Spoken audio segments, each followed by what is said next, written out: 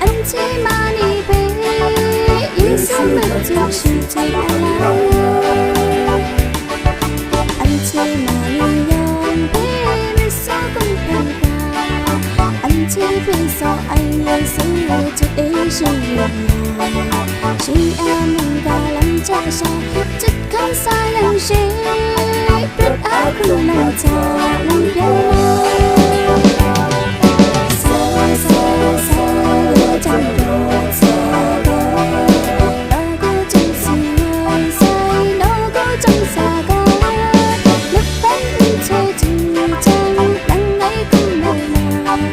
Hãy subscribe